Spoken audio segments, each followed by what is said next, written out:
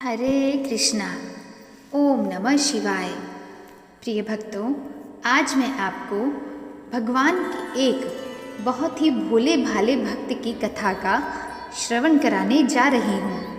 आप सभी इस कथा को बड़ी श्रद्धा से सुनिएगा। भक्त धन्ना जी का जन्म मुंबई के पास धुआन गांव में एक जाट घराने में हुआ था। इनके माता पिता कृषि और पशुपालन करके अपना जीवन यापन करते थे। वह बहुत निर्धन थे। जैसे ही धन्ना बड़ा हुआ, उसे भी पशु चराने के काम में लगा दिया गया। वह प्रतिदिन पशु चराने जाया करता। गांव के बाहर ही कच्चे तालाब के किनारे एक ठाकुर द्वारा था, जिसमें बहुत सारी ठाकुरों की मूर्तियां रखी हुई थी। लोग प्रतिदिन वहां आकर माथा टेकते व भेंट अर्पण करते। धन्ना पंडित को ठाकुरों की पूजा करते, स्नान करवाते व घंटियां खड़काते रोज देखता। अल्प बुद्धि का होने के कारण वह समझ न पाता। एक दिन उसके मन में आया कि देखते हैं कि क्या है। उसने एक दिन पंडित से पूछ ही लिया कि आप मूर्तियों के आगे बैठकर क्या करते हो। पंडित ने कहा, ठाकुर की सेवा करते हैं, जिनसे कि मनोकामनाएं पूर्ण होती हैं। धन्ने ने कहा, यह ठाकुर मुझे भी दे दो। उससे छुटकारा पाने के लिए पंडित ने कपड़े में पत्थर लपेटकर दे दिया। घर जाकर धन्ने ने पत्थर को ठाकुर समझकर स्नान कराया और भोग लगाने के लिए कहने लगा। उसने ठाकुर के आगे बहुत मिन्नतें की। धन्ने ने कसम खाई कि यदि ठाकुर जी आप नहीं खाएंगे तो मैं भी भूखा ही रहूँगा। उसका यह प्रण देखकर प्रभु प्रकट हुए और रोटी खाई।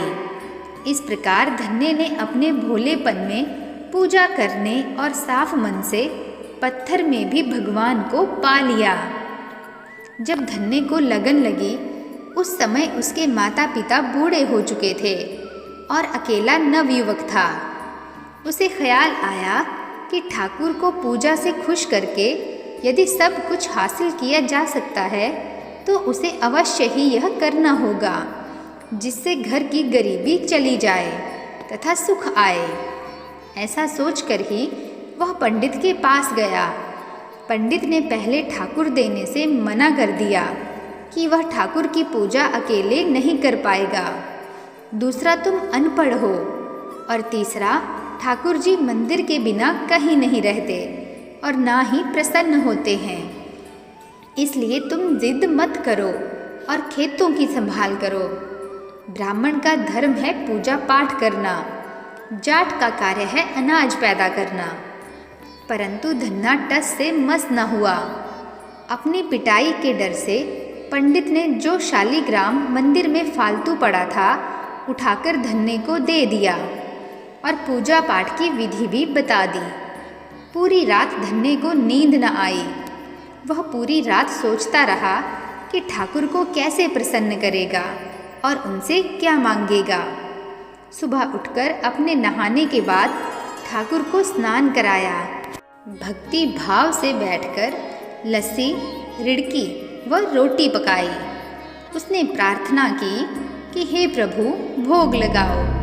मुझ गरीब के पास रोटी, लस्सी और मक्खन ही है और कुछ नहीं। जब और चीज़ें दोगे तब आपके आगे रख दूंगा। वह बैठा ठाकुर जी को देखता रहा। अब पत्थर भोजन कैसे करे? पंडित तो भोग का बहाना लगाकर सारी सामग्री घर ले जाता था, पर भले बालक को इस बात का कहाँ ज्ञान था। वह व्याकुल होकर कहने लगा कि क्या आप जाट का प्रसाद नहीं खाते? दादा तो इतनी देर नहीं लगाते थे। यदि आज आपने प्रसाद न खाया तो मैं मर जाऊंगा, लेकिन आपके बगैर खाना नहीं खाऊंगा। प्रभु जानते थे कि यह मेरा निर्मल भक्त है, छल कपट नहीं जानता। अब तो प्रकट होना ही पड़ेगा। 1 घंटा और बीतने के बाद धन्ना क्या देखता है कि श्री कृष्ण रूप भगवान जी रोटी और मक्खन के साथ खा रहे हैं। और लस्सी पी रहे हैं।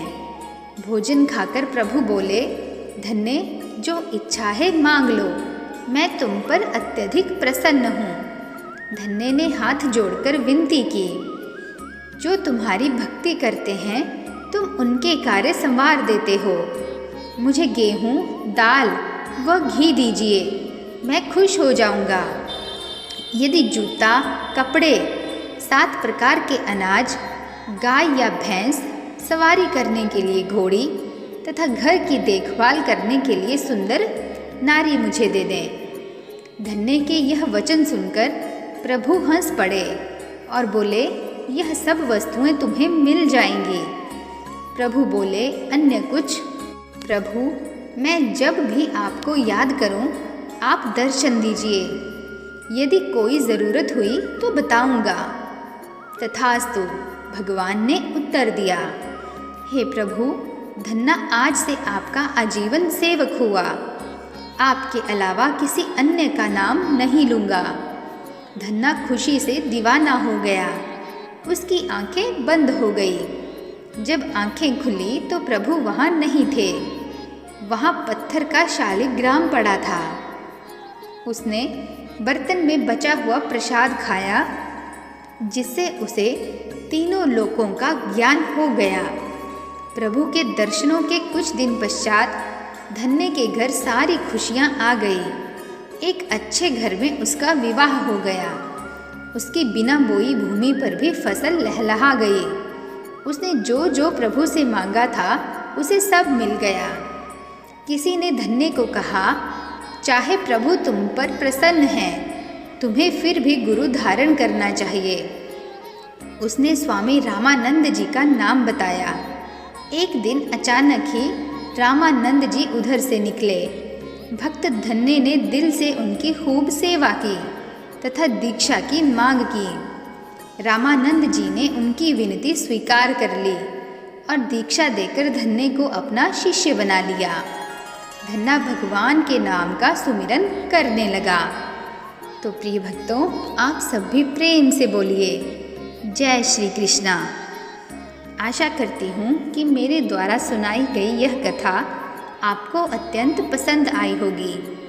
यदि आपको यह कथा पसंद आई हो तो चैनल को लाइक, शेयर तथा सब्सक्राइब अवश्य कीजिएगा। मिलते हैं नेक्स्ट वीडियो में। तब तक के लिए जय श्री कृष्णा। नमस्कार।